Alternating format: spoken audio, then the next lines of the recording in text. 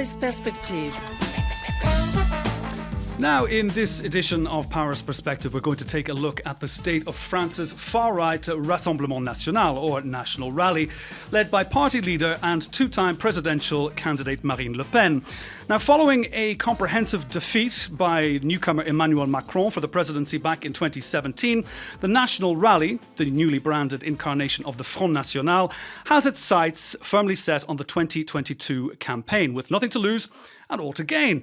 Now, despite a setback for the likes of Donald Trump and his extreme right base in the US, and like-minded populists such as Italy's Matteo Salvini, recent surveys have shown Ms. Le Pen within striking distance of Macron, polling just 48% to Macron's 52%. That's only 4 percentage points behind. Now, today, I'm joined by Bruno Gollnisch, academic and long-serving National Front politician, who only recently ended a 30-year tenure as a member of the European Parliament in 2019, and well known as a controversial personality on France's political scene. Today we're going to take a look at the temperature of politics and populism in a post-Trump world, and we're going to start here in France. Bruno, it is great to have you on the programme today. Thank you for your kind invitation. You're very welcome. Now let's have a look at the National Rally. Now, the National Rally, formerly known as the National Front, is riding on a wave of frustration and anger over the COVID pandemic, for one, but also the beheading of a French school teacher by an Islamist last October. Now, going to something that is quite French here, do you agree? There's an essayist who's very well known here in France, an author, Eric Zemmour, who's a firebrand commentator who has been a regular feature on French television, and he says that immigration, Islam and Islamism, they're all the same thing. Do you agree with him? No, I very often agree with Zemmour, but not exactly on this point. I mean, we've never been, in fact, an anti-Muslim party. At the time, Algeria was a French territory. Jean-Marie Le Pen, who was a very young one, the youngest member of parliament in France at that time, who wanted equal rights for everybody. So we're not anti-Muslim, but certainly we're strongly against Islamism. That is this political project to impose to the French society, I would say, not even traditional, but ancient Islamic law that absolutely doesn't fit to our society. We have the right to defend our values, our way of life, and people who came from abroad, either having now French citizenship or not, shall adapt to our not only to our legal system, but I would say with our way of life, our values, and not the opposite. And of course, the secularism that is the keystone and cornerstone of the French Republic. But now let's look at the National Rally. I mean, and the National Rally is pretty much the most vocal opposition force in Parliament to Emmanuel Macron's REM, La République en Marche. They've come up since the beheading of that teacher, Samuel Paty. There has been this very controversial law that has been tabled called the Loi Séparatisme, or an anti-separatism bill, which is very comprehensive. Now, to some people, it's looked at as being quite draconian, but others would say it doesn't go far enough. Do you think that that is somewhere that you actually find common ground with Macron's policies? And I mean, do you think that Macron has in some way stolen some of the thunder from the right wing by pushing this bill ahead? Would he have done so? That wouldn't be a problem, because, there is no patent law about political ideas. But I think that the situation in France is so serious now that it's impossible for anybody not to face this problem. When, 30 years ago with Jean-Marie Le Pen and day we came and repeating that there were dangers in massive immigration, uncontrolled immigration policy, especially with people coming from different cultures or on a different ethnical stock, and that will one day or another endanger our national identity. Your values, we you were, would say, yes, is it? yes. We were labeled as racist, xenophobic, and all these kind of things. But now nobody could reasonably say that there is not such a problem in France. And well, this Professor Paty was beheaded by radical Islamist. It's just one case. It's I would say the iceberg that you see, but the tip of the iceberg, indeed. Yes. But looking forward to 2022, the National Rally, as a party of the right, one would say extreme right, has capitalised on the disarray, the discord of the traditional right wing. That was since the collapse of François Fillon's presidential campaign for expenses, the scandal that hit the Les Républicains campaign back in 2017. But it's now positioned itself, the Rassemblement National has positioned itself as the vanguard of security concerns, immigration, national identity.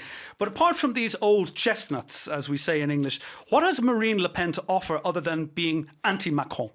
What are the economic policies that are being put forward? Or, for example, to have an economical policy that would be exactly the contrary that has been done up to now. I would say up until the pandemic, because of the pandemic, things are going to change. But people, even Macron himself, who was absolutely in favor of absolute free trade, no barriers, so be shutting no down frontiers. Multilateralism. You'd be going... He came to realize that this complete free trade policy, we lost our industrial personalities, the possibility of, for example, manufacturing drugs, or even during months, it was even impossible for our industry to manufacture such a kind. And that is the Sanofi crisis, indeed, for not coming up with the vaccine in time. So, up to now, during the past decades, we had a very heavy tax system, very heavy bureaucracy, and at the same time, because of European Union opening our economical market to the competition of other countries who hadn't the same regulations, the same tax burden, and so on than ours. So the result is that we lost half of our industry for the past 20 years. We want to do exactly the contrary. That is, have a freer economy at home and reasonable, I say reasonable, frontiers all around. For example, with tax duties to products that have been manufactured by people who earn 50 times less than our own workers. So you're looking for a reintroduction of what you would like to class limited protectionism? Yes. But intelligent protectionism, I would say. One of the Front National's main rallying calls was to pull out of the euro. Is that still on the cards? No. In fact, during the famous debate of the last presidential election, Marine said, we are not in favor of single European currency, but we would be in favor of a common currency. Macron said, all this bullshit, it never worked, it never existed. It's a joke. During years and years, you had the ECU, European Currency Unit, who was a kind of a mix of national currencies, and that was used for international trade. But now we came to realize that for nowadays crisis, we think that it is better to keep the common currency. We adapt ourselves to the situation. The fact is that it's better to keep the currency. But I want just to mention that euro now has nothing to do with what was euro at the time of the Maastricht Treaty, Back in 1992. Yes. mean, the thing is, though, but it seems that we're maybe taking a backpedaling here and going to the old thing of a two-speed Europe with two different currencies, depending on who has got the more of the axis. That's the Franco-German axis, and then anybody who's around in the circling countries. Is that the way you think is the way forward? No, not specifically. No, not specifically. If I could just bring you on, you're mentioning there about a certain, as you say, targeted protectionism. When things are going well, the far right tends to appeal to the sentimentality of simpler lives, of days gone by, and with a little bit of a tear in their eye. But when they're going badly, certain old animosities are flamed, and they appeal to the ordinary people as being victims of a certain elite. Like this is also what has happened in the UK. Now, it reminds me of our British friends just across the channel. You served as an MEP in Brussels for 30 years. So you rubbed elbows, as we say, with the Brexit bunch, who were fronted by the UKIP leader, Nigel Farage. What similar opinions do the National Rally share with the likes of Nigel Farage, who, let's just call a spade, they duped an entire nation into leaving one of the world's largest trading blocs? Well, what we had in common with UKIP party, I have very friendly relationship with not with Mr. Farage personally, but with many members of elected members of MEP of his party. But what we have in common is that first we had much criticism of the really crazy policy of the majority of the parliament and the European Union Commission. That is always infringing on the rights of every state member, restricting the freedom of each member nation, trying to expand their power, and also there is something very also that is important, that was all this was not did not respect the traditional values of European civilization, by the way. If you take, for example, family values, if you take, do you not think that Margaret Thatcher would be turning in her grave with what's happening today after Brexit? She was the real free market person. I don't know what Mrs. She would think Thatcher would think now. If you were an outsider looking into French politics, one would think, it's 100% certain that Marine Le Pen will lead the National Rally into the 2022 presidential elections. But is that so? Within the party itself, there is also the founding father's niece, Marion Le Pen. So you've got the father, the daughter, that is Marine, and you've got the niece, who is Marion Maréchal, who just explain to us the appeal of Marion Maréchal. It's difficult for me because I just before coming here, I just left the father, Jean-Marie Le Pen, who was still quite lucid, accurate. Yes, as 92 years old. I try to be helpful to Marine Le Pen too, and I like Marion, the niece, very much. But as you presented me as an old reactionary, that's how Marion Maréchal would like to brand you. That's certainly for true. Yeah. But who would have joined politics to help a dynasty? I would have chosen the Bourbon, because I don't know. Marion's a very nice person, but for the time being, she decided not to involve her in politics. She's now working with an educational project. She's quite successful in the city of Lyon, of which I was a professor and elected in national parliament too. Yes, we are not all the same. You said, for example, that we capitalized on the collapse of the traditional Right. so-called right wing.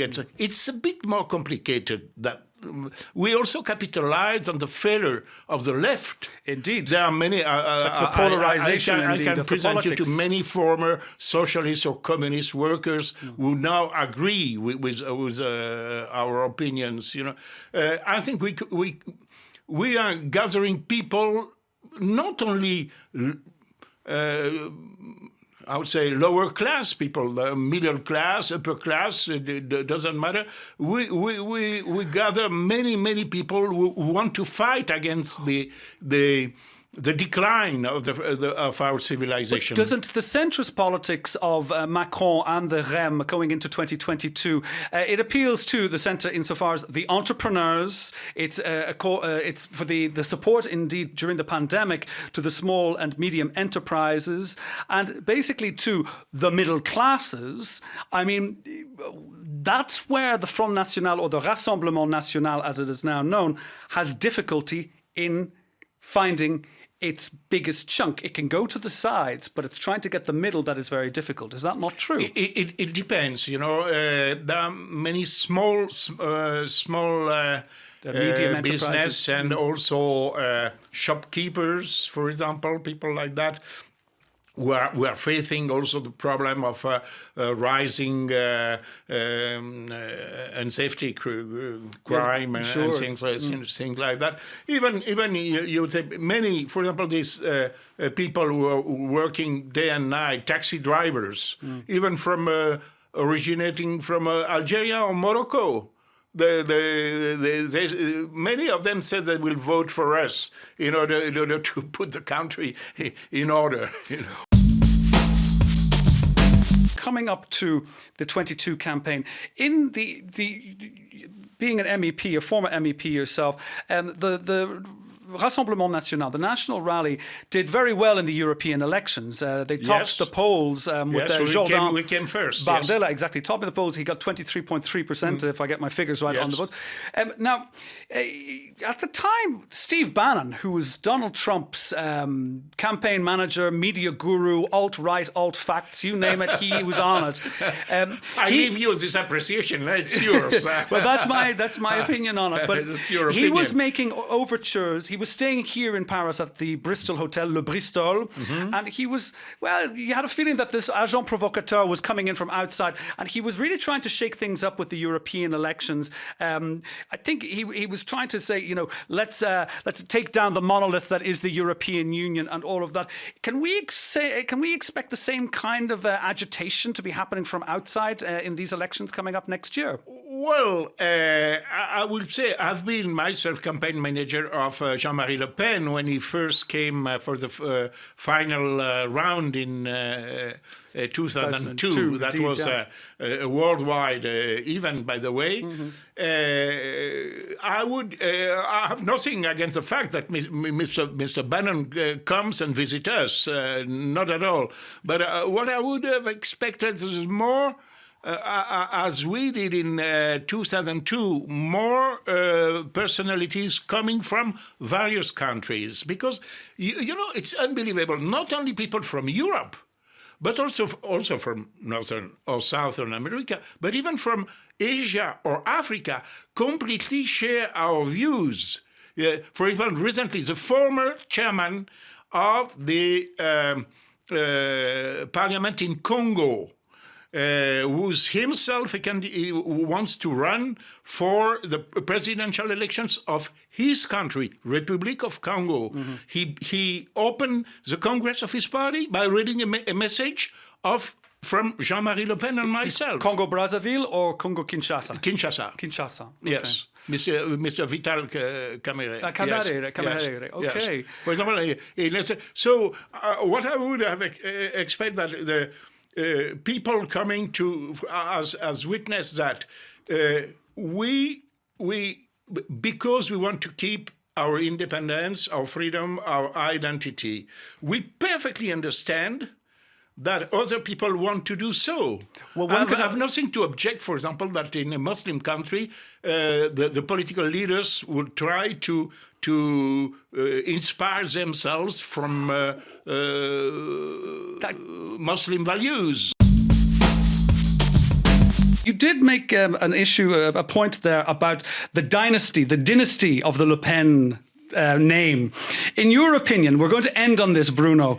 In your opinion, is the name Le Pen, is it a blessing or a curse for the national rally going into elections in 2022? Well, I think it's a good brand for Marine. But does it come with a lot of luggage? It helped her quite a lot. I know, because I was a competitor to her when you stood for the leadership. She took the leadership of our movement. I think it helped her quite a lot at that time.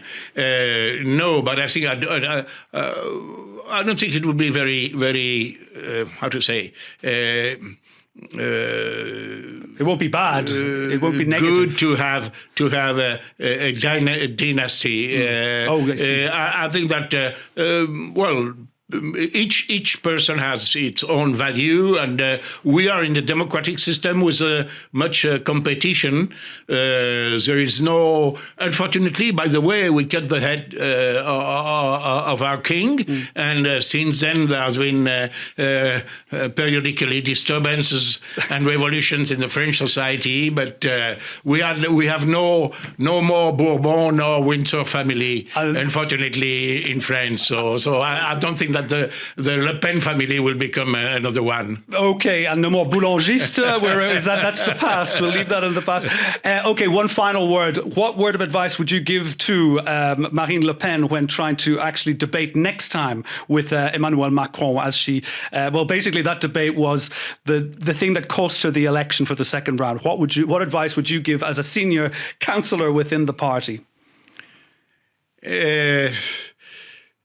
I would advise her to change a little bit the behavior she had, and if not to accept an arbitration of journalists, but for the time of speech. But I think that she should be completely free to put on the table the topics that she wants, and obviously Mr. Macron would do the same. I think it will be better like that. Okay, Bruno Gollnisch, academic, politician, and former MEP. Thank you very much for joining me on this edition of Paris Perspective. Thank you very much.